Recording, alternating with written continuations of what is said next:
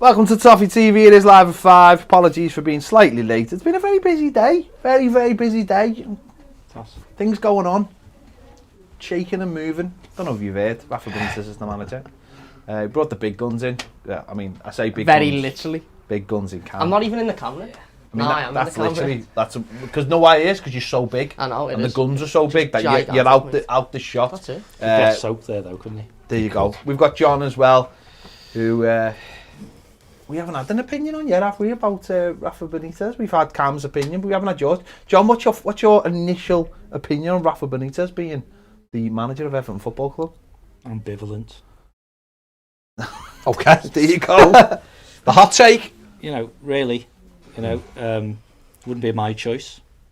I'm not convinced. Well, I don't know, but I'm not convinced that he's the manager, which I guess has been quoted by the club of, he's won all these things and so on. And you can only look at recent performances. And I guess there's a reason he was at Newcastle. I guess there's a reason he wants to come back here as well. But as I just said to you, actually, my mate Tony Ford, so I'll have to make him watch this now, won't I? Yeah. And he says, well, if it's a bit like Clough going to Forest after he went to Derby, it'd be great, won't it? Yeah. But it's not going to be exciting football, and I don't really know how it fits into any form of plan to do with building under a director of football some form of style of play and almost dynasty type stuff. And of course, immediately before we go into Bramley Moor, we'll be looking for a new manager, won't we? If not before. So, or he gets an extension because he's done well. Yeah, we have to wait and see. Don't we? But if he can recover anything he's done before, could be good for us, actually. Could be. But we don't know. Do you think, just on what you said there, John, with the the director of football and this model, do you think Everton have stuck to that at all anyway since Farhad Moshiri come in? Because we had Ronald Koeman, didn't we? He was the first go with Steve Welsh, and he was removed 15 months into his job, and then we ended up panicking and took Sam Allardyce just to keep us up, even though I think we'd have stayed up with whoever we'd had. And then we went to Marco Silva, and we were this new coach, and we're going to follow this trend of doing it this way. And then he was removed because it wasn't working. Carlo Ancelotti came in with another different style of play, and he was the one that a lot of people were very excited about, and he's gone. So there hasn't really been any evidence that they followed a model or a way to be successful. And clearly not from the outside looking in. It looks like it's still a little bit scattergun. I mean, come on. Going over old ground in some respects, aren't we? I know, but I'm just saying because Rafa Benitez has been chosen. Yeah, now. Indeed. And we've probably been saying for 5 years that in business matters, haven't we? Let's just have a plan and follow it. Yeah. And if there's been a plan around the sporting side, say since Moshiri turned up, which is your question, or since Brands has turned up, it's not one that is readily recognisable by the fan base. No. And the largest shareholder, the majority shareholder, the owner, whatever phrase you choose, clearly exerts significant influence on the board. Yeah, but we shouldn't forget it's the board who make the decisions. Yeah. But it's clear, is it not, to most, that Farhad picked Koeman, Farhad picked Silva, Farhad picked Allardyce, and Farhad has picked Benitez. Yeah. Well, sign of madness doing the same thing, expecting a different outcome. I'd love to hear what the board say, either individually or collectively, about this appointment, and if they're each, both individually and collectively, fully supportive of it. I mean, it's clearly difficult for them to say they're not, but it's down to their own morals and the like, whether they proactively say they are in support of something that they're not. And many people will read into, well, where's the quote from Brands? Many people can read Bill's quote and see what they think that means. People can say there isn't a quote from the chief exec, and so on.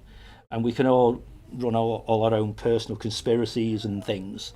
But when all the dust is settled, Rafa Benitez is our manager. The players, or at least some of them, will return on Monday to pre-season. Within a matter of weeks, they'll be in Orlando, which is a real shame that we won't be there.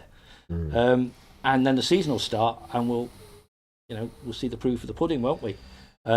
it's only about results. And I think if he is anything like what he was when he was at his so-called best as a manager, then he'd perhaps be the best manager we've had in recent years. So let's see. What say you, Ped? Because you wanted the last him. one. I wanted to make. Hang on a minute. The last one, No, in terms of when we appointed the last one. Yeah, but people were seduced by the name, weren't they? And I think to some degree, even that manager with that track record, with this squad, and without the fan base on his back, which is a hard thing, yeah, or supportive, found it really difficult to extract consistent performances.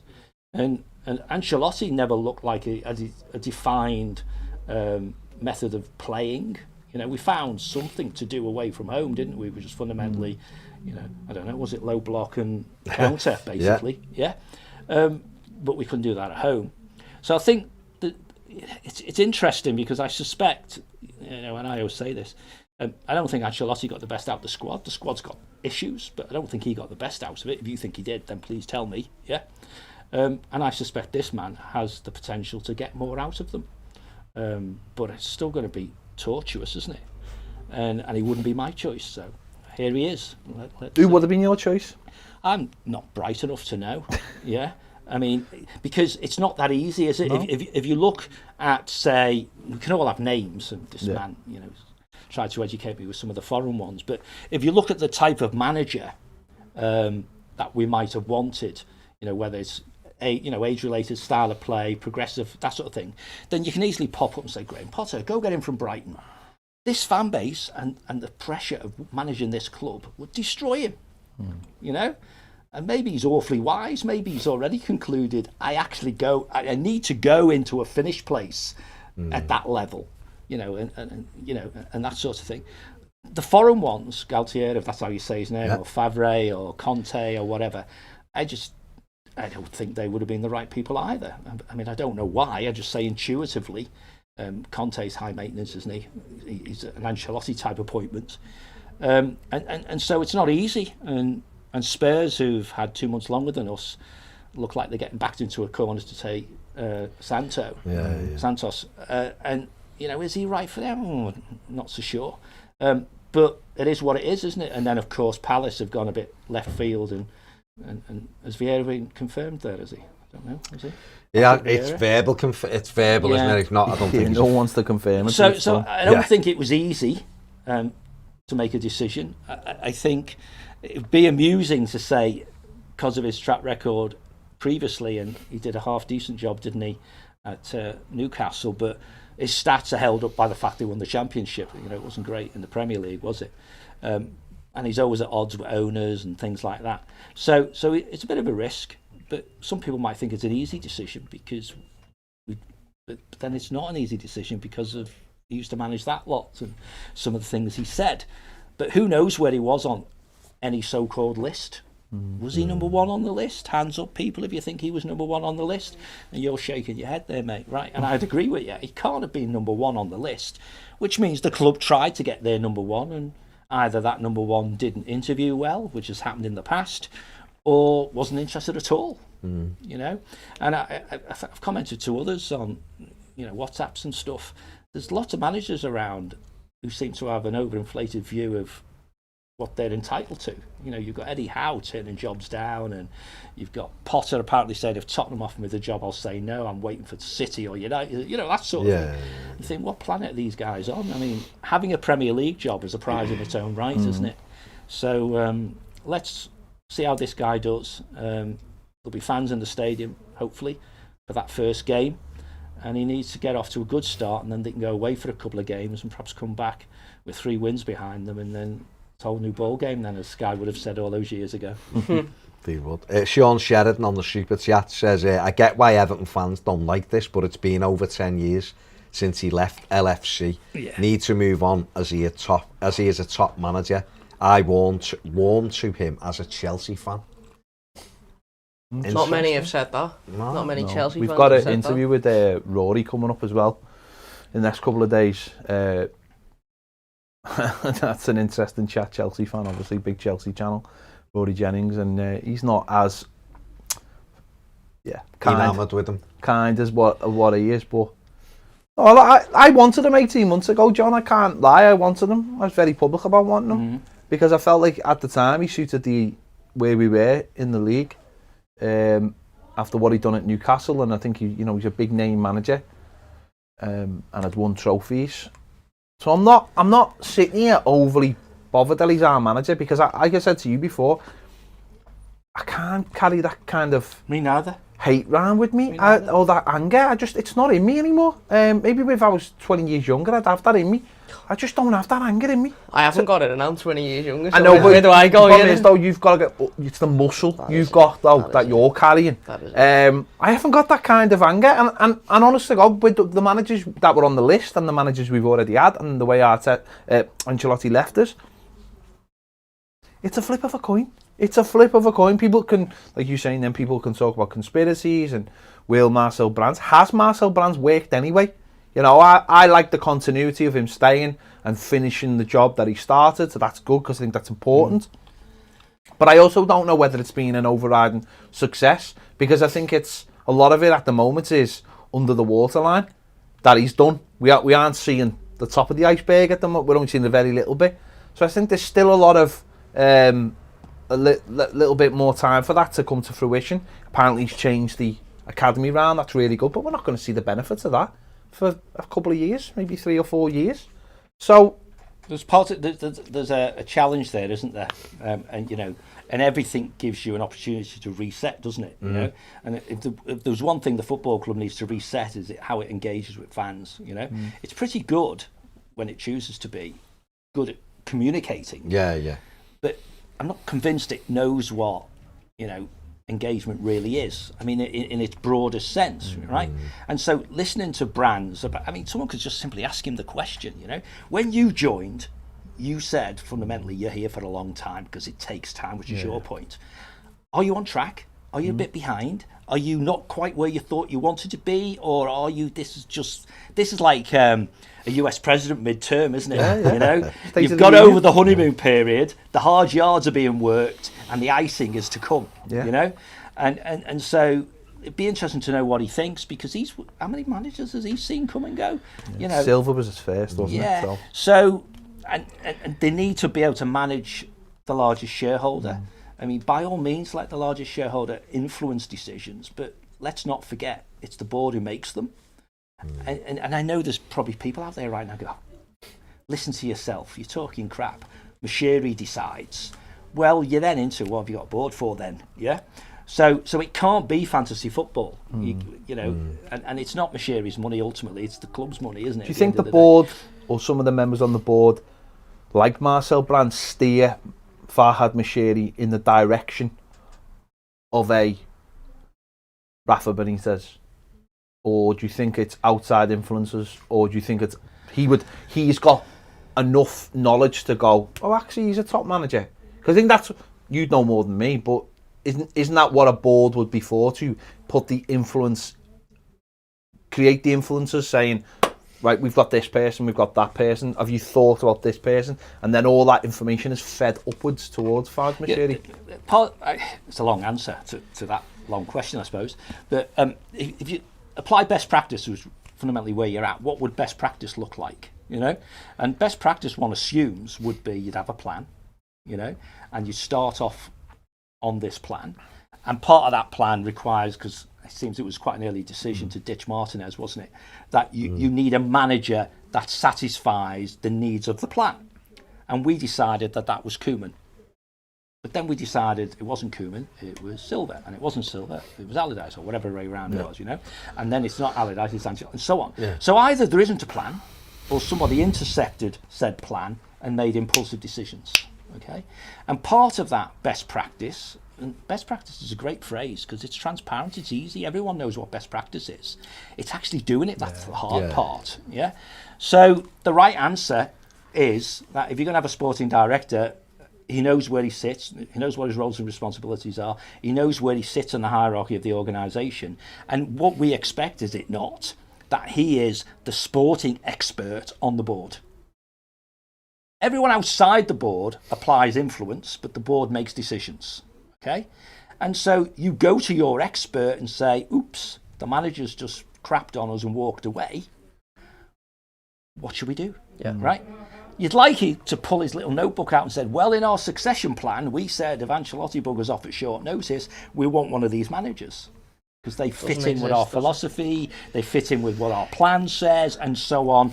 I've been keeping them warm for a while. You know, there's a young up-and-coming buck who may or may not be ready when the time comes, because we don't know when that Chelsea was going to go. Yeah. There's the safe pair of hands we need to steady the ship around change, which might be this guy. Yeah. And there's more of the same, which is, let's find the biggest name we can and see how long he lasts, you know.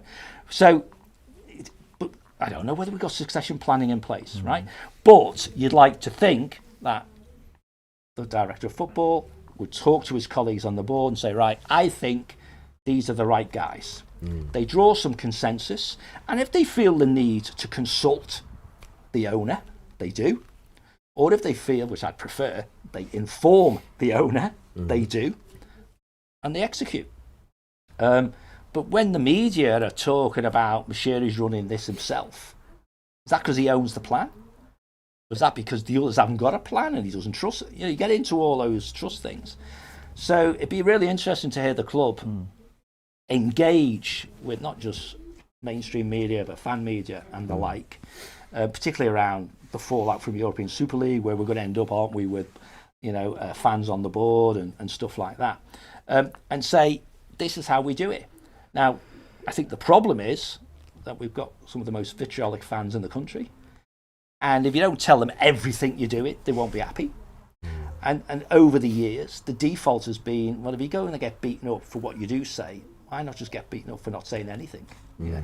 And so that silent running routine that we have is a shame, really, because I think all the people involved, and you can pick your favourites, yeah, but all the people involved individually are competent. They might not be the very best in the industry. Some of them might not. But they're all competent and they're all capable of doing more than what the average fan thinks they've done over the last couple of months. So they need to find out, why did we not project that we were in control, you know? But one of the things that's come out of this is everyone's known he's going to be the manager for the last 3 or 4 weeks. So we had this chat this morning, didn't we? What have they been doing for 3 or 4 weeks? Maybe they've been doing all the right things. Letting the dust settle. Well, perhaps. And that's your vitriolic Everton, not in an aggressive way, but that's it. We have a half-empty view of the world by default, generally. Yeah, of course. And let's be half full. No quote from Brands, what's going on? Maybe signing a place. Well, they've just been on Sky Sports that the same Brands is isolating. But then he could still have... Because he's returned from Holland after seeing his grand... But he could still have a quote. Yeah, they could, yeah. But does he need to have a quote? Let me just ask Cam, obviously it's come out, Rafa Benitez, we've seen the quotes and stuff like that. A couple of people saying, do you think he's being genuine in his quotes? I mean, we don't know, do we? Because how can we know, other than it's come out of his mouth? But were you encouraged by what you heard from Rafa Benitez? Are you not bothered by it? You know, not bothered, but I mean, are you just like, well, what else is he going to say? Or what how are you feeling now you've heard him speak? I think he said all the right things, didn't he? He come out, he spoke about his when he's managing a football club, he fights for that football club. He spoke about all of the clubs and cities he's managed in, not just, you know, this one, those years ago, and he, you know, he answered every question thoroughly. He spoke about data, he spoke about, you know, being in a club with a process and wanting to fight to be the most successful it can be, and I think he speaks very well, Rafa Benitez, and you know, I thought it was a very good move for Everton to sit him in front of a camera for 8 minutes, 10 minutes and ask him all of those questions and get it done before the inevitable press conferences where journalists are going to start throwing them at him. And you know, he answered a similar, he wasn't directly asked about the connection with Liverpool, but he answered a similar question with, I've worked in Madrid, Valencia, Naples, and I've fought for every club I've been at, and this won't be any different here. So you couldn't pronounce the other city either? Which other city? The one in China. There was another city on that one, and I just swerved it before because I was like, no, I'm going to leave that one. I'm going to have to shoot, unfortunately. Okay, mate. You just get off. You just literally didn't finish your line. I should let him do it. His stuff first. That's the fun. I mean, the thing is... But what would you wouldn't expect anything else, would you? No, I wouldn't. Because anyone who's managing Premier League club knows they have to be good in front of the fans and the media and stuff, and they should have all those stock response things. See you, Cam. Cheers, Cam. Take it easy, mate. God, he's an athlete as well. I mean, Ped, obviously, Hamstrings gone we've now. heard the quotes, we've seen all of that. I mean, what have you... What have you took from the quotes and the interview? And The Benitez stuff is good. I It think. should be though, shouldn't it? Yeah, but it's good at address. No, but John, you've just said it yourself. Everton don't normally get these things right. There's a couple. I always look, you know what I'm like. I always look at how they present things at Everton. They've put a video straight out on YouTube, which is the right thing to do instead of behind a paywall. It's not a paywall, but it's a sign-up thing. Sure. They're talking to the world. They're talking to the fans. They're trying to get across. They've done a one-to-one straight away, which is good. They'll leave the press conference for a couple of days. Might leave it for a week because all the journals are concentrating on the Euros, England on Friday and all the rest of it. It's probably a good time. They've asked them questions which journals will ask them, which is important as well. Who cares? I've already answered that. If you're getting one question, why ask a question that we've already asked them? Journals will ask them something different. You know, what's it like being back on managing Merseyside? Maybe something like that. Because I think that's the angle that they've got to come at, is that I know what football fans in Merseyside want. We're not different. We're all the same. He's worked in charity. You know, you and I, John, have both been at the Run for the 96 while he's been there, and he's very, you know, people can see him, and it's partly done by Everton community, partly done by, you know, the 96 and the foundations and all the things. So he's been there. He's been there front and centre for a while as someone who's like a representative for Merseyside, for the city of Liverpool. I think Everton will play up to that as much as they can. Not ever, I don't think they'll quite address the Liverpool situation, but they'll make known that he's a citizen of Liverpool. You know, he's lived here for 16, 17 years. I think that's a good angle to keep pushing, because it's going to be really hard to accept for some people. My missus is not angry. She's not angry. She's just disappointed. You know, and there's a lot of people like that because they feel like they're being insulted by their own football club. And that's going to be hard. It doesn't bother me, and that's maybe because I've been doing this long enough that a lot of stuff just, it's like a water off a duck's back to me, because it's when you look behind the curtain and you see what's going on in Oz, you're not really bothered by stuff which is like this. So I think they've handled it well, and the interview was good. People can pick holes in it, the brand stuff, I think you can pick holes in it. Why didn't he speak? But why didn't Denise Barrett-Baxendale speak? She's the CEO. She's on the pitches. Why? One of the things I'd say is there's maybe too many quotes. I couldn't care less what Bill Kenwright thinks of this. He's the chairman. I couldn't care less. Or Mashiri, really. No, Mashiri, I think, and you'll know better than me, I think Mashiri, by putting that quote and it being top, is saying this was me. Yeah. Don't be under any illusions who picked this manager. I picked him. That's quite forceful. I'm not sure why Usmanov's nephew's on the pitches. That creates doubt in Marcel Brands. And aren't you the women's sporting director? Are you now the men's sporting director? And if you are the men's sporting director, why don't we know as fans that this guy's the sporting director? Is one of the sporting directors at our club? Again, John, you talk about communication. Isn't that a big deal? That Alisher Usmanov's nephew, who's about 24, is a sporting director of Everton Football Club. What is he? Exactly. So why is he on the picture? No, is he? I don't know. Okay. But apparently someone said before that he is. Yeah. It's been changed in one of the, the subcontext things of Everton on the... Is it quarantining? What? Quarantining is... Brands. No, not Brands. Listen to the conversation. Usmanov's nephew. Into the comments, yeah. What are you talking about, Brand? Thanks, Ned. You just jump in at the right time to break up the fluency. That is classic, you know. Classic Ned. And he hasn't got a microphone on, which makes it even... Go back to sleep, mate. Right, let's get into some of the comments here. Jay Muncio, hi, Rafa. Gareth Hughes says it's finally announced. Very divisive appointment, but personally said from day one I wanted Benitez, so I'm happy. I hope we all get behind him. You may say easy for me to say as I wanted him, but I never wanted Martinez, Allardyce, Silva, and I got 100% behind him once the appointment was made.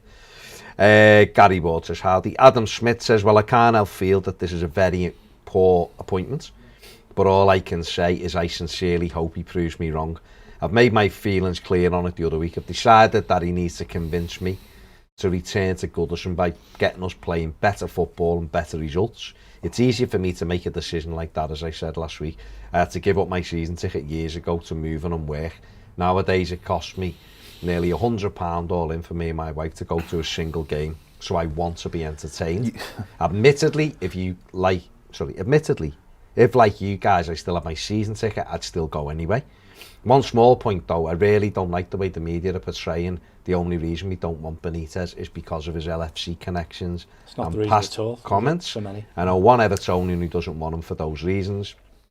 Everyone else doesn't want him or has reservations because of the bad football being past it. Just another way the media tries to belittle it. Anyway, like I said, I genuinely hope he proves me wrong. Yeah, I mean, that was one of my things, but who knows? It's up to him to prove that narrative wrong, isn't it? It's definitely not the Liverpool connection, not for me personally anyway. None of, and they can tell me on the WhatsApp group if they want, but none of my mates didn't want him because he was their manager. Yeah. Not even for what he's misquoted, said, whatever.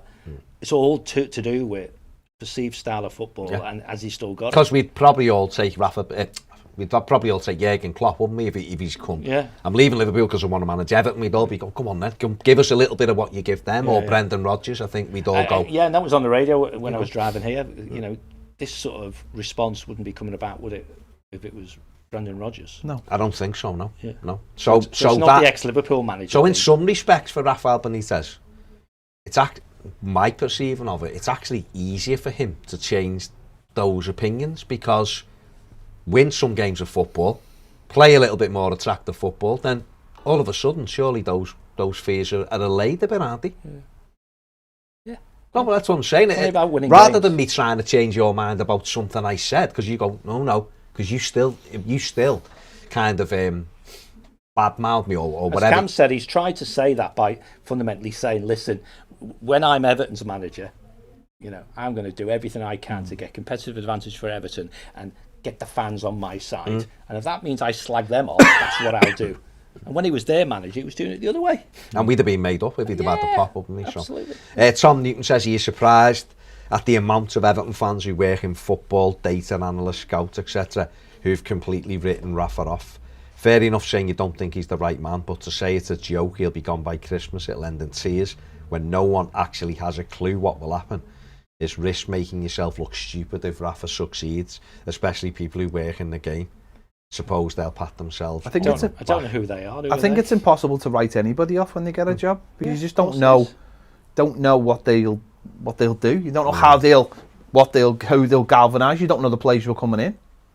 But those I don't know if that comment, who that person's referring to. Yeah, but we know people in that industry. I'm sure if he was sat here, he'd be saying, well, let's see what happens when some games have been played. And he might not like this. But and be polite. He might not like this. But he'd also, I'm sure, say, let's say the window's closed. Because again, you don't know who we might bring in. I need to pass you my phone. Yeah. And I'll show you what he's just not said. happy, is he? Yeah. But if professionals are writing him off already, that seems really odd to me. Yeah, very odd. Dylan Bannon on the super chat. Thanks, Dylan says, here's a cocker, lads. Drown all our sorrows. Everton, up the Toffees. Thank you. Nice one, Dylan, on the super chat. Yeah, you know, listen. I just think none of us are fortune tellers. We can all go, oh, it might happen like that because this has happened. But what I would say is, without looking into it too deeply, just on face value, Everton have got better players than what Newcastle had. Yeah. So therefore, by default, you would expect Everton to play better football than what Newcastle did. Get better outcomes. And get better outcomes. I think the issue that might be wrong, but I'm just saying on the face of it. But isn't the issue is some of us, and maybe I'm one of them, are not expecting better football out of this manager. We might expect better outcomes because our so-called better players can execute his style more effectively than Newcastle players could, simply because they're supposed to be better. Yeah. But managers, they're always going to play what they think delivers the best outcome. Yeah, you know that is true. Let's see. Yeah. The interesting way to put this, whichever side you're on, you know, if you're in the what I think is just, I'll say it, farcical group who say I'm never going near the ground while he's the manager. I just don't get those types. And then the others, which Ped's one, and you've already had someone who was quite pleased because they wanted this manager. How many are going to put their hands up and say they would be surprised if it ended in tears? Because I think that's the worry. Most of us, I think, might agree. If this ended in tears, whether it's 6 months or whatever it is, for whatever reason, would we be surprised? And right now, I don't think I would be. Yeah. So that's the first thing, you know. Turn the professional good 8 minutes you've done into something that becomes sustainable, and you will win people over as you go, won't you? You know. But Ancelotti said all the right things. That's Josh King what he said. The sad thing is, John, my worry though is that if it does go wrong, it won't necessarily be his fault. It will be the fact that this club maybe just isn't set up at the moment to have nice things, because it's because of all those reasons we spoke about. Too many cooks, who's in charge, who's doing this, is the director of football got real power? You know, are we changing manager by manager just on the whim of the man who owns the club? Listen, when the window closes, whenever it closes, because it no longer closes before the season starts. No. Yeah, it's back to the end of the So when it closes at the end of the month, his only job is to extract the best he can from those squad of players. Well, all the off-field stuff, if that's what I think we're talking about, it's irrelevant at that point. You know, you've now got a fixed thing until January. What you've got. Yeah. You know, and your job is to get the best out of them that you can. Yeah. You know, and Ancelotti wasn't doing that. Certainly towards the end he wasn't. You know, we spent part of the season saying we're overperforming. I don't think we overperformed at all in that season. If anything, on balance, most fans would think we underperformed. But when you look at the so-called underperformance, it was one of the highest points totals we've had in the Premier League history and all that sort of stuff. So it may not be as far from becoming a good squad or team even as people think. So he has to be able to look in the mirror and say, I am getting the best I can out of these players. And if he's doing that, that's enough. The rest of it then, which is where Ped's right, then is, okay, brands, get me better players. And I'll get the best out of them as well. Yeah. You know? That's it, isn't it? Mark Cairn says, I think Rafa will bring success to Everton with Big Dunk alongside him. John Cully says, let's be honest, it's the players who've let the previous managers down. Benitez has a tough job initially, so some patience will be needed. Definitely, absolutely. Michael O'Connor says, let's get behind them now. Connor Davis says, didn't want Rafa in at all, don't get me wrong, but now it's confirmed, let's get behind him and show him support. A manager that has won trophies and can hopefully do that with us. Danny Monarch says, one positive thing about Benitez is when he called us a small club, he was spot on. We might be a big club, but we have the mentality of a small club. Look at how we faded away last season. We have a tin pot mentality, and for someone to fix it, they must first understand it. And I think Rafa will understand it better than anyone. The main problem at this club isn't the players or the tactics or anything like that. It's the mentality. Our culture is mediocrity. Again, not saying Rafa will fix it, but I believe he understands that, which is a start. It's just like one of those films where they have to get the bad guy. You know, they have to get the bad guy to join the good guys to actually fight a worse bad guy. Is that what it is? It's a complex game, isn't it, really? You know, you have this round thing, you kick it and you put it in a net, you know? And this fragility thing is a symptom, isn't it? Yeah. But it's not necessarily the cause, right? So, and if you start off on the right foot and you build confidence and all that good stuff. So we couldn't have had much better a start than we did last season. I think the other side of it is as well. Where does it go, you know? I think the other side of it as well, John, is that with Carlo Ancelotti last season, we changed styles mid-season as well. Yeah. The manager sort of realised these players can't play the way I want them. Look how many goals they're conceding. Now, I think, whether you think like this or you don't like it, this manager will go from the start. I have this identity. I was listening to Rafa Honenstein talking this morning, and he was talking about Germany. And he said the difference between Germany and England at the moment is in the league structure. You mean? No, in the international the national team. Yeah. He said there's not much difference in the players. Of course not. He said, but England have got a manager who knows exactly what he wants and how he wants his team to play. He said, but Low for Germany is still all over the place. And he said, yes, Southgate changed the formation and things like that, but he knows how he wants them to play. So every day he nails that into them, how he wants them to play. You change the philosophy, the formations, that's not a problem, but it's how you want to play. whereas low is like a little bit all over the place. And I think that might be helpful for us as well to have that same mentality. It's like, and whether it's negative or not, if you're drilling something into players from day one of how you want them to play or what you want the philosophy to be, then that's going to be a lot easier to understand, rather than getting to December and going, lads, this isn't working. Well, if it's not working, it was your idea in the first place, wasn't it, Carlo? Now you want them to do something different. So if you can drill that into them straight away, this is what I want on the training pitch every day, work on it, maybe that'll be better for results. Players, and it's nothing to do with intellect, you know, they need it to be distilled into simple instructions, you know, because that's how it becomes repeatable, you know. And you're right about Southgate. I mean, I heard an interview last week, I think it was, with Declan Rice, and he said, every England squad I've gone to, the manager said the same thing. This is what I want, this is how it's going to be. And as you rightly say, you can change the structural part of it a little bit, but it's the same thing, you know.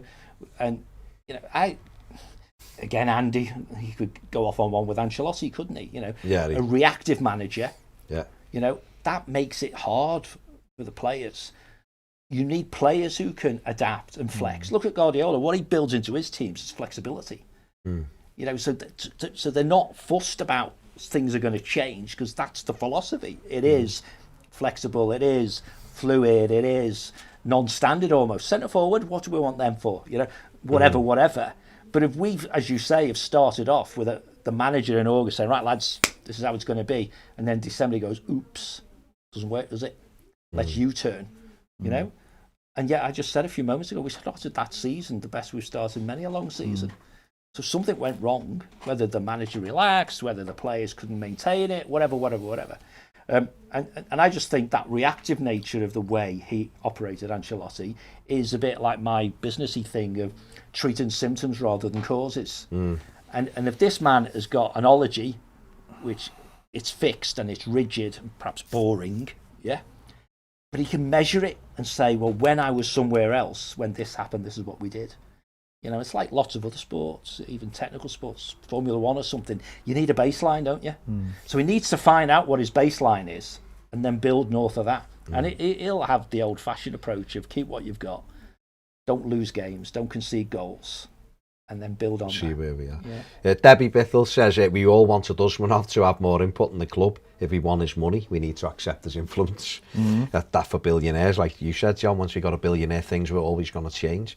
Willie Moyes says, great show, guys. He's our manager now. Let's get behind him. And Everton, hopefully, he'll prove everyone wrong, including me. Exactly. RCO2 says, Benitez really wanted this job. I think he did, didn't he? Quite clearly he did. Adam Lilford says, personally, I welcome him, Benitez. I have no objectives I hold him to yet. That all depends on what they give him to strengthen the team. Until then, it's unfair to do so for me. Still find it funny that some fans didn't want him as he hasn't won anything for years, while simultaneously want managers who've never won anything. Full stop. Dick L says, putting Rafa Benitez aside, what disappoints me is the club refusing to listen to large parts of the fan base. They've chosen to ignore many fans. They've chosen to do whatever they want, regardless of many fans being absolutely against Rafa. This is no longer the people's club, for better or for worse. I don't get, you mentioned this the other day, I don't get this. Where are the clubs supposed to listen to fans? I'll say, what did he do? Did he go on Twitter and just scan? Did he go to the fans forum? Did he go on Facebook? Did he look at the bed sheets? Did he bow down to people putting bed sheets near his house? How is that supposed to manifest itself? What we're saying, what someone else is saying, what the radio's saying, how does that manifest itself? For all we know, there might be a silent majority that don't act, because actually in this country we do have a silent majority. They normally vote in the people who are in power now, who don't ever say nothing, and yet they all turn up. Because wanting Rafa isn't actually something you're going to shout about, is it? Not sexy, is it? You're going to shout about it, are you, John? You're not going to go on Twitter going, I want Rafa. So just because someone's shouting the easy thing, and says, it doesn't mean, you know, if you were to go on Twitter the day before an election, you would think Labour would absolutely run away with elections every time there's an election, because it's dead easy to go power to the people. We're all voting for Labour, get behind Jeremy Corbyn, and the next day when 10 o'clock comes and they do the ballots, the walkout ballot, and everyone goes, Oops. What? How? Because you were looking at Twitter because it was dead sound to follow Labour and Jeremy Corbyn and everything. That's not how life works. Sometimes the silent majority is the unpopular thing. When we go, who's the bleeding hell's voting for these lot? Someone is. You know, we're going to have some real fun, aren't we, in the next... You say fun. You know, in the next 6 to 12 months, because we're going to end up with a fan representative on the board. Can you imagine who's going to take that job on? Dave Kelly. Dave Kelly's definitely taking that job, John. You know Dave Kelly's definitely... Dave is too smart to take that job on.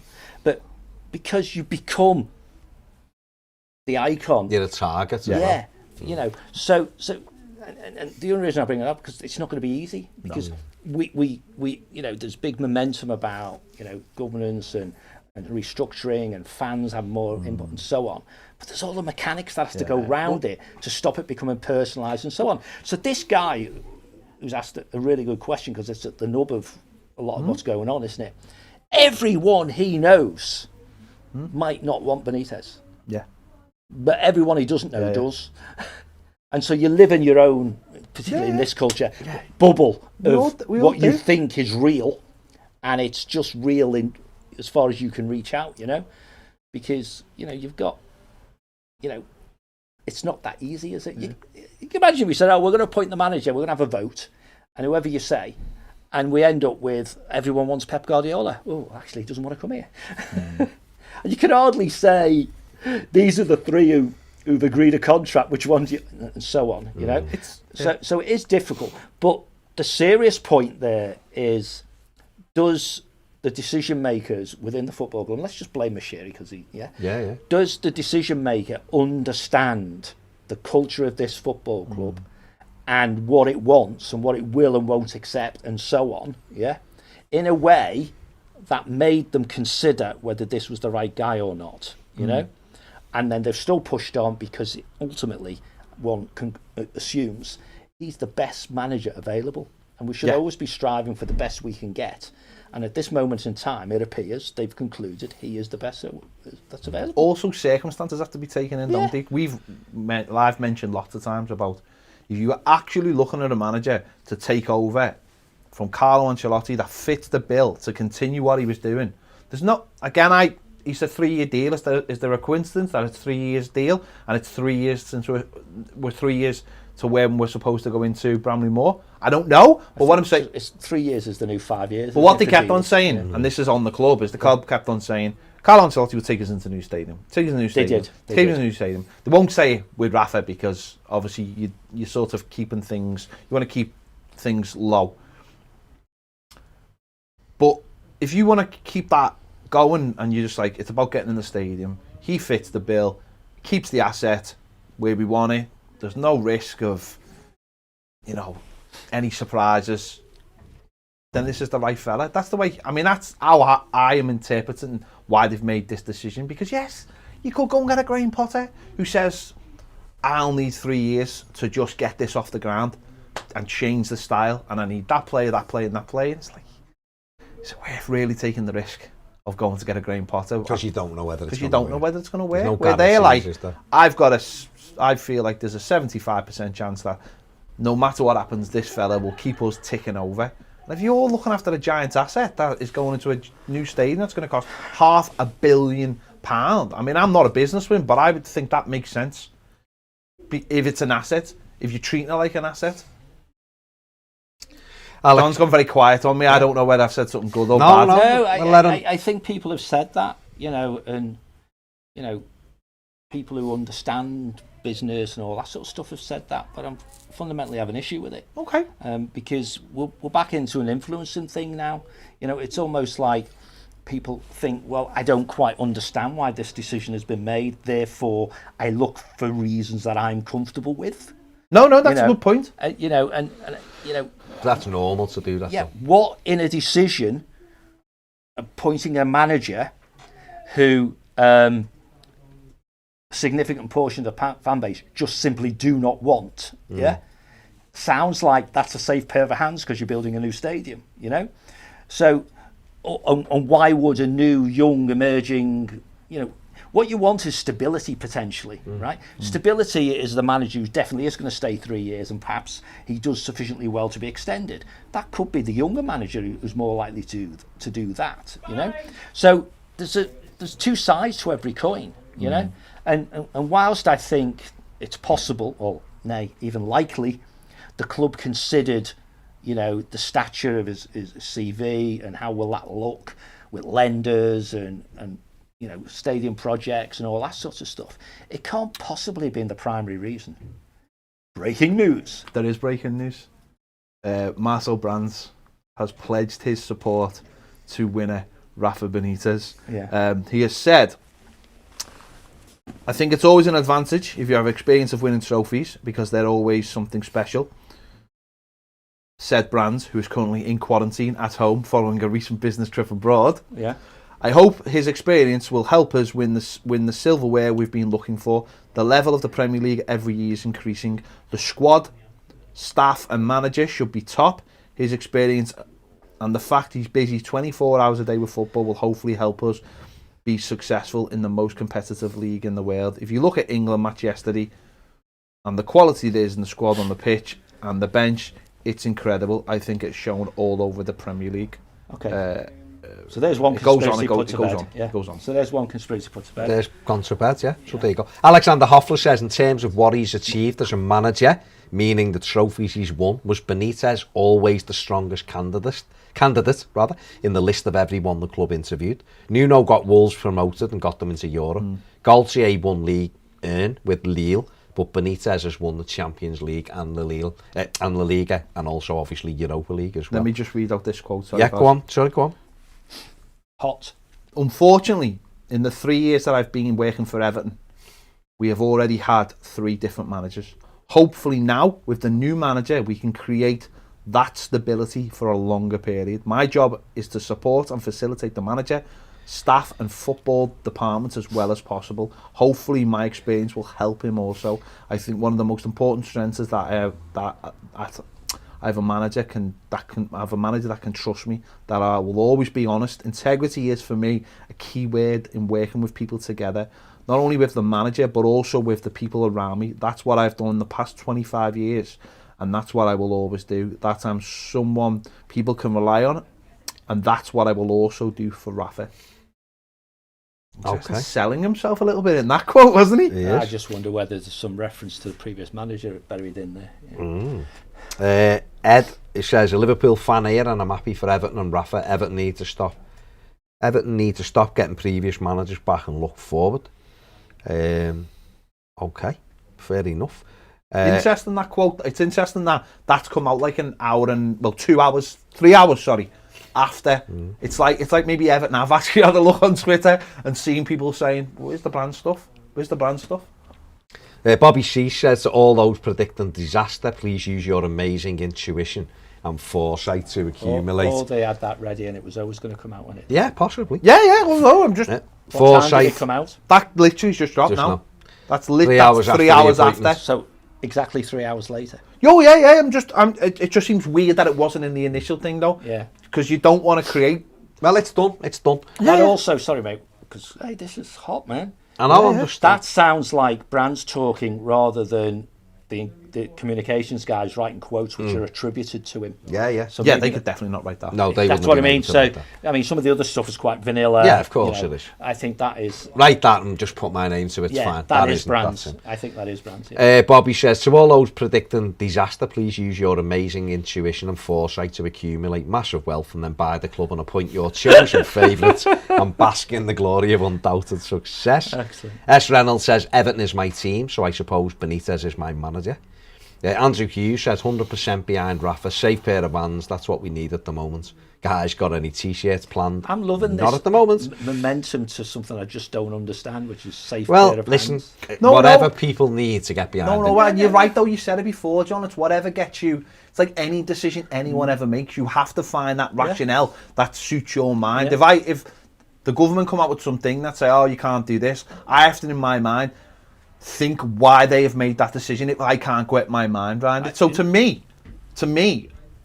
To be honest, I sort That's of not look, negative. I sort of look at it, the whole thing, and go, he's not a bad manager. But if I have to explain it to other people and maybe bring them round to how I feel, I'm always going to start from the lowest possible place. I'm not going to go, he'll win us the European Cup like he did that lot. I'll go, yeah, but it might be because the stadium. Because to me, the stadium is the big shining light coming up now over the hill. You know, it is the Oz. It is the thing we are going towards. It is the next sort of jumping off point for Everton Football Club.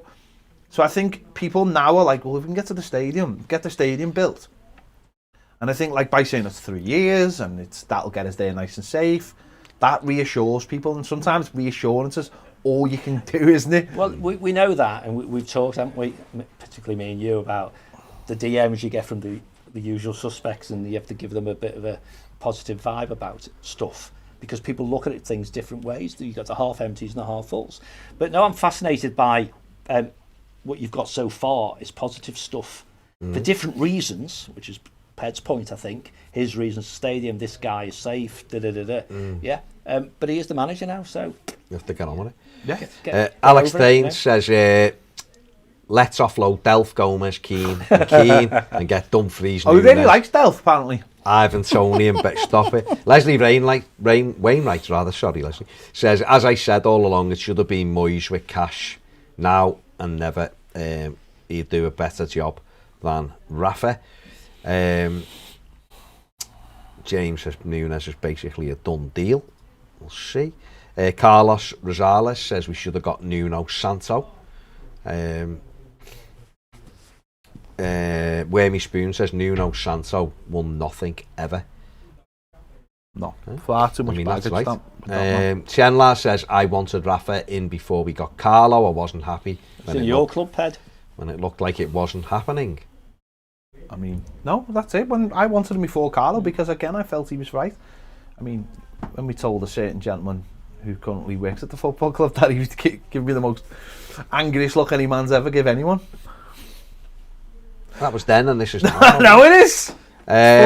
He's not saying much though, is he? It's funny. Cali FC says great to see John in. Richard Folk says I placed 10 quid on Rafa becoming the gaffer at 12 to 1 a few weeks back, Well done. as I thought it would cushion the blow.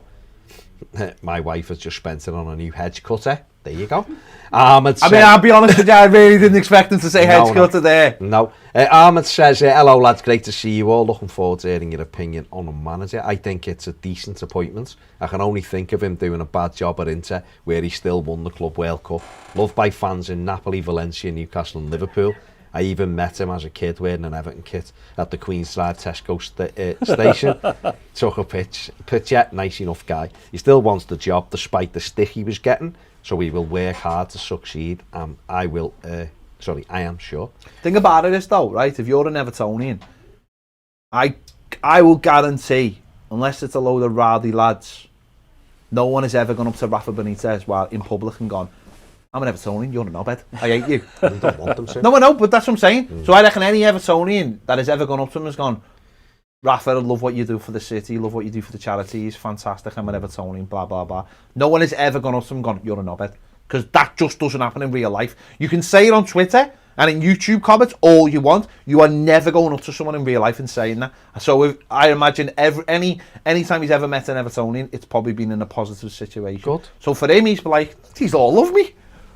I mean, I don't know whether it'd be that, but Cal says I really don't think he's that bad a choice, to be honest. There's some serious overreacting going on. He wasn't my first choice, but there's a lot worse than him out there.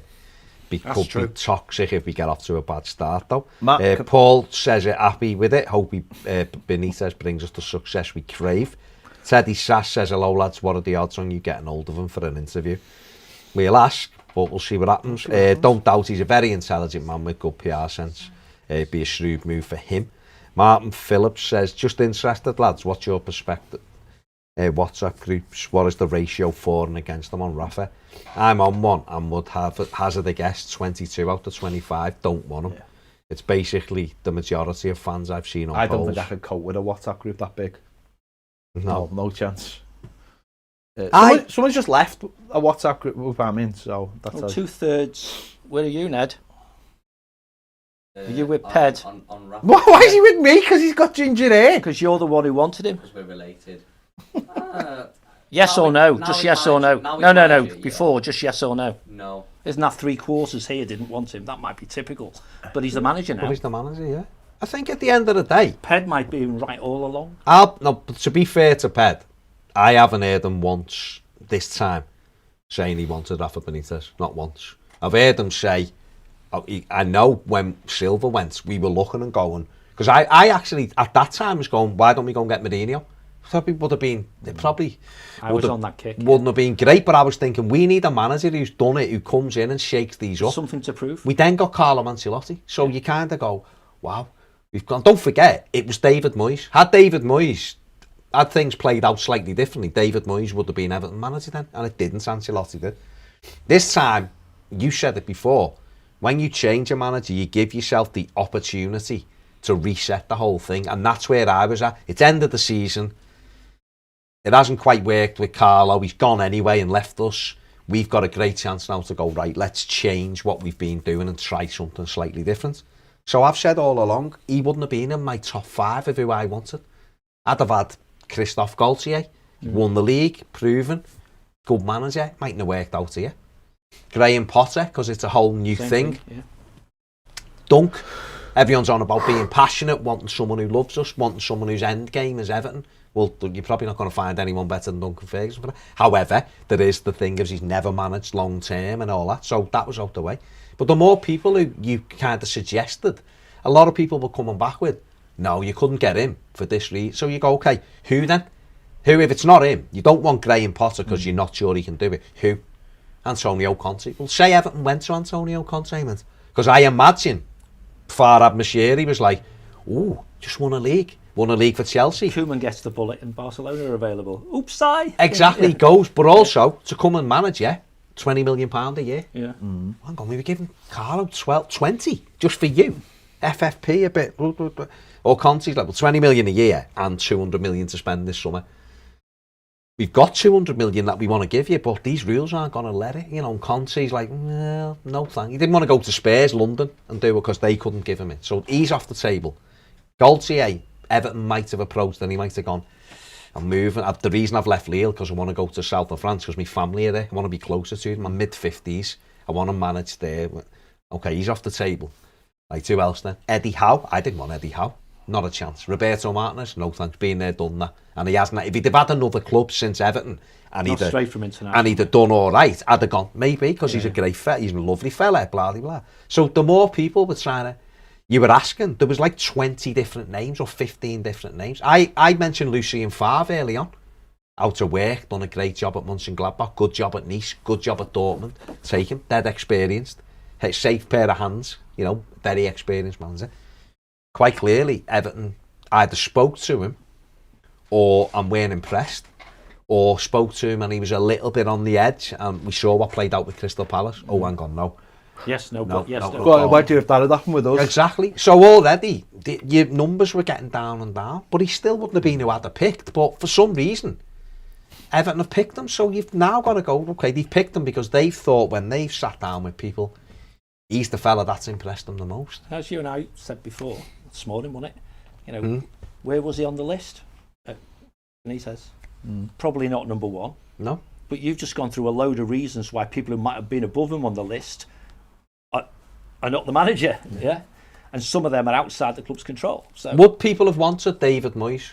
I don't think. I wouldn't. I think it was like with David Moyes. I think if we'd have said the day after Carlo went, it's going to be David Moyes, I think you would have got a 50-50. I think people would have gone, 50% would have gone, well, it's safe, and we had him for 11 years, and he still loves Everton. You're quite clear. You listen to him talk, it's we. Absolutely. It's we. He's just come off a good season. Yeah, the good season, can still do it. Let's get Did he David. disrespect Everton more than Well, Rafa he Benitez did. No, that's what I'm saying. And consider, well, to be But honest, that's like, it's like to be cutting worse. from within, isn't it? I was going to say, worse, to me, it was what David Moyes did, because he was supposedly one of us, and he knew that we didn't have loads of money. And yeah, and I know you've said before, it wouldn't have been him who come in with the bid. But you know what? If I was the manager of somewhere, I'd have gone, Who said, knife to a gunfight. knife to a gunfight, and then when he's United manager, we're a disgrace for having a pop at him. Well, the fans only had the pop at you, mate, because you come in trying to take Leighton Baines for £8 million. Now, I know that wasn't you, But you could have said to them, they won't sell at that price. And we don't know if David Moyes went, they've literally got no money. So go in with that and they'll panic and sell. We let Fellaini go in the end when they played an acceptable amount of money for him.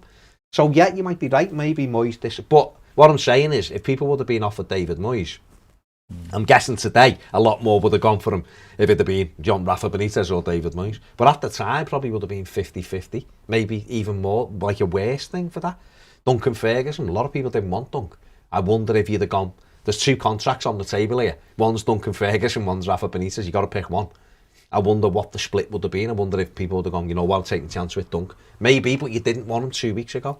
And it's like that. If there would have been one who we all went, he should have been who we got, fair enough. But there wasn't. Spit feathers, fume all you want, because I would have been fuming. I'm not made up it's Rafa Benitez, but I'm kind of gone past the thing of going, well, I can't really do anything about it because I'm not picking a manager. So do I now sit here and hate it and fume and go, this is a joke, I hope we lose every game? No. Because I wanted us to win every game under Allardyce and I didn't want him to be my manager. So I'm not telling people who that's their outlook is that you're wrong. It's just not something I could get behind. One of your people on here said, nails it for me, which is, I support Everton. Yeah. Everyone else to do with the club, other than us lot, the fans, are transient, aren't they? Managers come and go, players come and go. You know, and to allow ourselves, and this going much to what you said, Ped, to allow ourselves, some of our colleagues, if you like, to get themselves into such a tiz that whether they walk the talk or not, I guess we'll find out.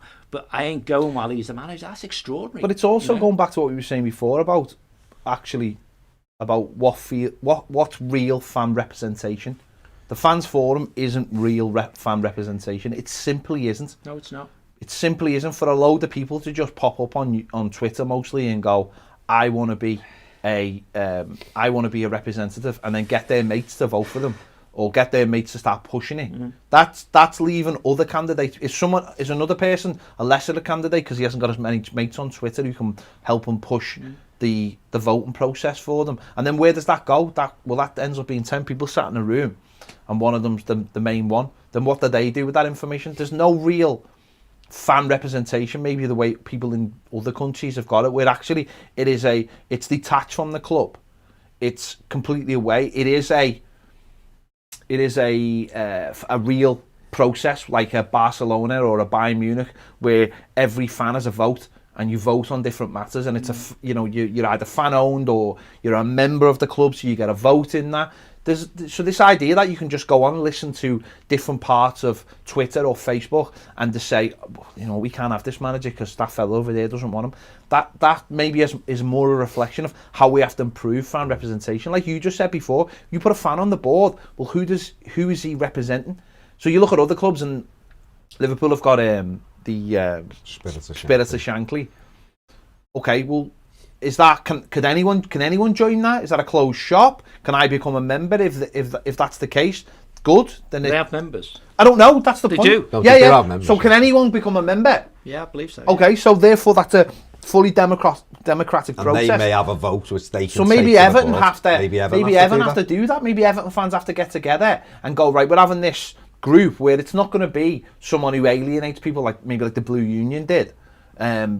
And we're going to do things where we are representatives of everyone, because actually anyone can become a member and therefore anyone can be voted onto, I imagine, the executive committee or whatever, and then we go and speak to the club on behalf of our members, that anyone can become, you are then completely separate, and then the club can go, well, you now represent us as our fan body, rather than having like the Everton fans forum, which doesn't seem to work because it doesn't carry any weight. And I know there's good people on it. I know there is. I know some of them, and I know some from the past. But then I also know some people who've been on it who've been massively frustrated because the guy who actually gets to the top starts getting a little bit pally with people at the club and doesn't want to say boo to a goose anymore. So maybe that's what we need as a club. Maybe that's changed now. No, I'm not saying that. I'm saying about different people in the past. Yeah. Maybe that has to change. Maybe as us, we need to get an actual fan representation so that when these decisions are made, someone can go and speak to the members, and the members can go and speak to the board and say, We don't. This is the view of our we, members. Yeah. we don't agree with this. Whether it's and intentional. then Dick Hello said before, then We're he not can listened to. then he can go. Fans weren't listened to. Yeah. And you've actually got proof in minutes that the fans were not listened to. Good And maybe point. that's Right. what it needs. Good point. But there's a serious point to that, which is about fans in the round. We all have to stand up to be counted, don't Yeah. we? You know, and find whether it's the fans forum or its successor, whatever it is, but the entity that we can put our shoulders behind as each in just the 30,000 season ticket holders alone, all singing from one tune in a consensus-driven way. But the other thing, and we're going to drift, I suppose, if we're not careful, into the fan-led review and all that good stuff. But my thoughts of when we get a fan on the board, they are the spokesperson for a structure. Yeah. Yeah. That's what I'm saying. Yeah. And the bottom of that structure is individual fans with an equal vote with all the other people at the bottom of the structure, which is me, you, and Ed, whoever, you know, and we're all Evertonians. And that just bubbles up, you know, to somebody. Because ultimately that would have to be the way. Speaking on our behalf. Because you are, I mean, of course, you're the chairman of the Shareholders Association. But again, that's a closed shop, isn't it? Because well, you have to be a shareholder. You have to be a shareholder, and shares are not readily available. So I couldn't, even though there is one in my family, I couldn't, and they won't sell it to me. You can't just. So it'd have to be something like that. So that's maybe where we have to go. But I know, actually, I do know that as someone did try and do that a couple of years ago, and we actually did. We were members in it. I was there. We were there. Simon Magnan launched it with me with Andy. It still exists, I guess. Yeah. I don't think it does, you know. Does it? Because I was a member, I paid for my year, and then it disappeared. But then again, but we were there at the launch, and it needs you know, it. Well, it needs. we to had be them in here. There was no. But that's what I'm saying. There was no support, so fans actually didn't get behind But it's it. got to be presented in the right way. Let's move through some of these. Mark G on the super chat says, go on. "Guys, can you put an age limit on YouTube chat? Maybe 25 should do the top." Well, I'm open. That was Mark G. That was It's not me. open. It's open. Lee J says talking about Moyes and Rafa like they're in the same universe. No, it's talking about Moyes because a lot of people were calling for David Moyes, and that was why. Where are we here? Kev L says, I think it's refreshing that the owners are starting to make hard-nosed decisions. We need to distance ourselves away from the People's Club mentality. We do. Thanks, John. If we want to truly... People getting off on us. If we want to truly get to the top tier, we need to act like a business, not a family club. No, but that's what I was saying about the fan representation, because what that is, Baz, is that then goes from being this thing where you are the People's Club that you expect to be here to go, no, we are the fans, but actually we're going to do this properly, and that's where. Well, Adam Lilford, sorry, because this plays into on. what you're saying. Adam Lilford says, always makes me laugh when people moan about the fans not being listened to. Should they decide what foods are in the club canteen and what music is played before kick-off? It's his club, his money, his decision. Some of our fans need to get over themselves. Actually though, right? Shouldn't fans have a say on those kind of things? Right, because played in the dressing room before the game. No, do always he say dressing room or stadium? I don't know. No, but hang on, right? If I go to anywhere, right? Surely, I'm not saying the customer's always right, but surely if I turn up at a ground and I go to the kiosk, right, to buy something, and I go, well, there's nothing here. Then I don't buy nothing. I buy it. So the next time I come, I get something before I come in. Isn't that just basic? Yeah, of course. But if you're playing music that no one wants to listen to, no. I think he's just saying.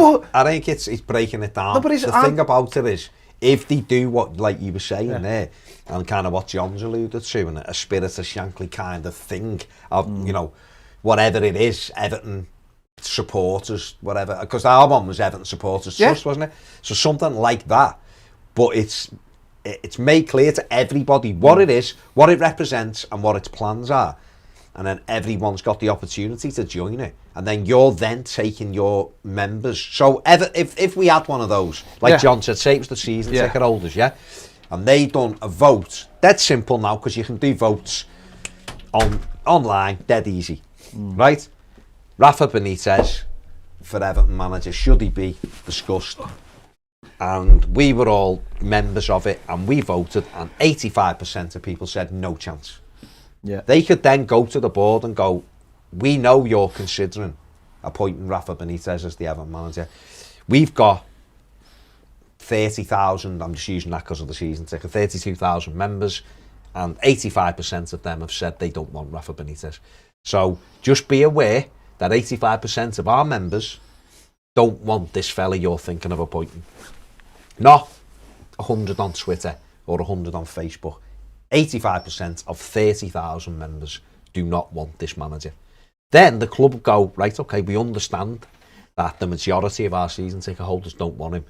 Now they've got a decision to make. Do we go, like Dick L said we've done to the club and to the fans and do it anyway? Or do we have a serious think and go, right, what is this? Because at the minute, there's nothing to represent that. We're sitting here going, 75% of it, well, I'd even put Ped in it because he hasn't, only now is he going, well, I'm not bothered because in the past I've wanted him.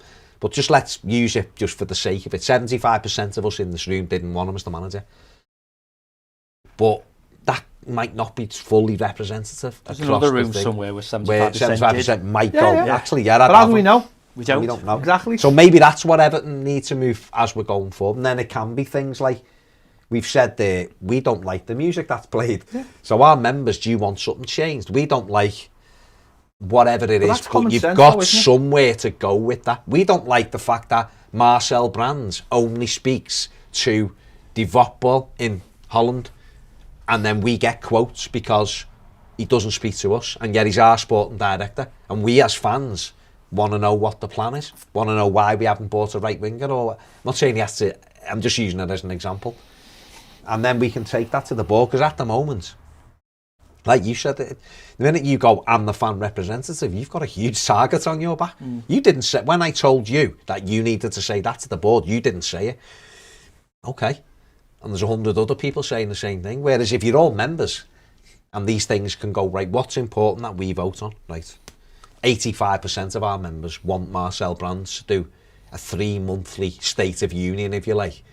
I'm just using again as an example. At least there's a body that you can follow, where we ain't got that at the moment. There's no reason that I can think of why, because you pick Marcel Brands, why he can't start doing that now. You don't need 30,000 season ticket holders to say, we'd like you to do this, please. No.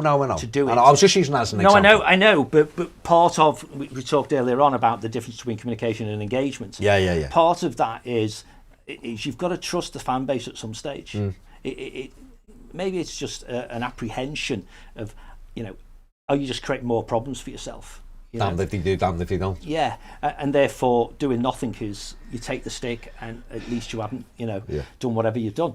But we've seen Brands talk at the shareholders thing, the general meeting, and that then gets reported and so on. There's no reason deep down why that couldn't be recorded and broadcast later. Yeah. Let's call it, shareholders is the pay-per-view person, but 2 weeks later everyone gets to see it anyway. And he talks well, and he talks like a typical Dutch guy, quite objectively, and so on. Yeah. And once it's out there, so why not share it with everybody, So the club have a real opportunity, because was it you or one of the questioners who talked about, it's a reset opportunity. We can reset everything. You can reset engagement, you can reset how you deal with the media, how you embrace fan media, and all those sorts of things. And do things that people never thought you would do, which is fundamentally about access, isn't it? Yeah. So yeah. Hopefully they will. Danny Morton says, would love someone with your platform, lads, to go out and promote a members group. Listen, we're happy. We did give a platform to the Supporters Trust, by the way. Sam Magner and Andy did come in, and we got behind that. A few years ago. The problem is but maybe we need it readdressing. Yeah. Because especially if we're moving towards that fan-led stuff anyway, and members on the board, maybe it needs readdressing. Maybe me and you had a conversation about this about 6 weeks ago, didn't we? So maybe that does need someone to go, you know what, this needs to happen. Well, if you'd got it sorted, you would have got a say in this appointment. Sure. Yeah, whatever, but there's a serious point there, right? There's no, you've got Tracy Crouch running this fan-led review. Yeah. I always think when they call it a fan-led review, I get quite amused. No one's asked me anything yet, sort of thing. But that's just going to end up with something being published in August, an interim report or whatever. Because it's been delayed a little bit, hasn't it? Because lots of people have got opinions and stuff. Right. So there'll be an interim view. It's not rocket science. We know what's going to pop out the other end. Yeah. But not just the treacherous 6, but all 20 Premier League clubs would be ducking and diving to mitigate opening Pandora's box. They do not want, literally, you know, a vitriolic fan representative on the board, hearing everything, reporting it back to everybody, because it's a competitive industry and you just can't have that. So sometime later in the year, I don't know when it will be, I don't know, I'm not up to date with all the stuff, to be honest, the final report will come out, won't it? And that presumably will have some legislative timescale about getting something into law and all those sorts of things. And they may have an idea they'll get that done this year. But football clubs can do stuff now, you know? But they have to do it real. They can't do what fans may criticise as just a placebo or, you know, just a little bit of an extension of a controlled fans forum. It has to be real. And for it to be real, it has to support the large masses of the fans. And that requires all of us as fans, you know, whether you're a bloody shareholder or not, all fans, to say, I will stand behind it. Whatever the entity is, I will stand behind it. If it has a transparent election process to determine who this fan representative is, I will stand behind it.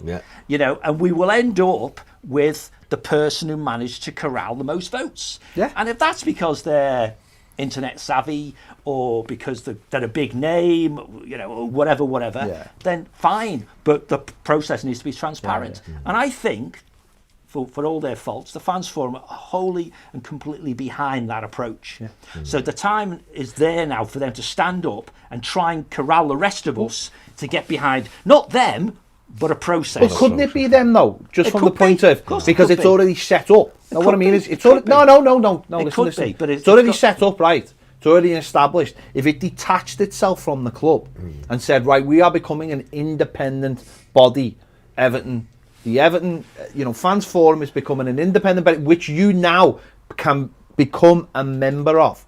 So you can all become members of, and actually, the next time there's a cycle for the leadership or for the people who sit on it, we're not having a winner takes all. I'm going to come and vote for me, mate, or go and vote for my mate, or can you get Toffee TV to retweet us? That's why I don't really like getting involved in the fans forum, because I feel it's unfair. You can't, No, but we have done though. We have done in the past. We've given people opportunities to come on the show, but we haven't given other people to give opportunities. Anyone can do it if they ask. No, I know, but in real life, turned a candidate down. Never. No. But in real life, that's not allowed, is it? That's what I'm saying. That's not allowed in real life, in real stuff.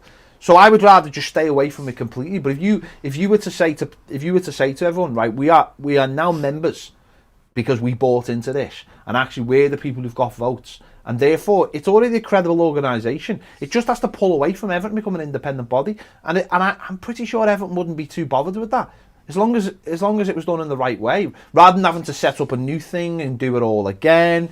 Because the other thing I was going to say, just before I jumped onto that, is that we're all it's getting very savvy out there. You've seen the numbers that turned up for the Manchester United stuff to stop Liverpool playing Manchester United. You've seen people turn up at Chelsea, at Arsenal. No one turned up at Anfield, of course. But it's very easy now. There's so many people out there with to coordinate. Not only that though, with people have got huge platforms. So if we knew somebody who went in on a board meeting and the board just dismissed them, oh, you stay over there in your corner, mate. You just voted.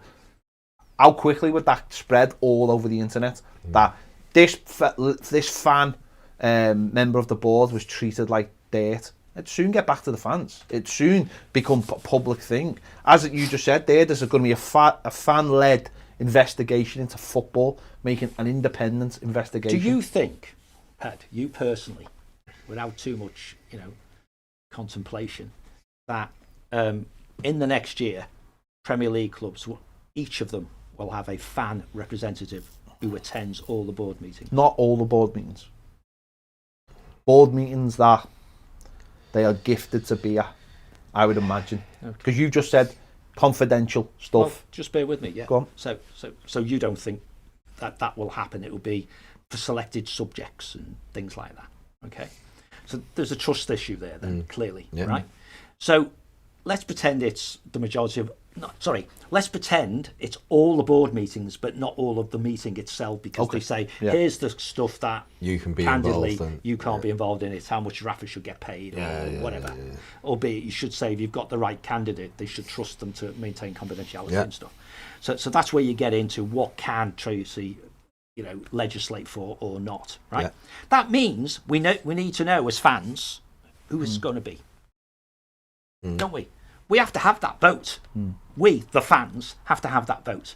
And we have to have tens of thousands of people voting and ending up with one person who is the spokesperson. But the spokesperson of what? Well, it must be the spokesperson of the fans. But you can't have many to one. You can't have 40,000 people talking to one person. So we'll end up surely with some form of, let's call it a committee, a forum, a board, whatever it is. You're saying it could be the fans forum. That's right. And I think it changed. Yeah. It could be that. So you still end up with 10 people or whatever the number is. There could be constituencies, there could be stands, there could be international, whatever. But you end, let's say, because 12 is a nice number, let's say there's 12 of them. And one of them, not necessarily the chair, because you've got all the mundane stuff to do, but one of them is the board representative. Yeah. Yeah. So maybe the top 10 people or 12 people who get voted, number one is the person, and the other 11 sit with them on the board, and that has to be listened to then. Now, we as Everton fans can start that process now, almost.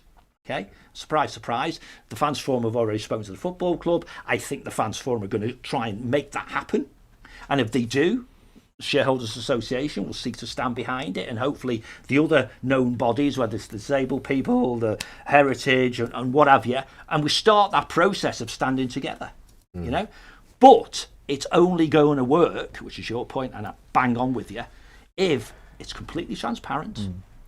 Everybody gets a vote, all the votes are counted, all the votes are published. Ped got 23,000 votes, you got 17,000, therefore he's it. That sort of thing, rather than a little bit of we prejudge people first, and so change the process so it's beyond reproach. It's like, well, you can still have, it could be even more transparent than becoming an MP is, because they still have hustings, don't they, and all that sort of stuff. But I think we can do that. Yeah, I don't think it's that hard. And when the legislation occurs, we know who it's going to be. And I think, bless them, because I think they have got the heart in the right places, our football club will go early if the right process has been followed. So let's get the fans to follow the right process. We have to stand behind somebody to get it started. It will morph to become what we all want through the passage of time. And we'll end up with somebody with very broad shoulders who's prepared to be the spokesperson. And we know, we went to Germany, didn't we? Right? We went to Dortmund. We listened to Sebastian, the SLO, talk about 10 years it took them to get that atmosphere. We spoke to, I can't remember his name now, the big guy. Oh, yeah. Who was the spokesperson. Marcus. Yeah.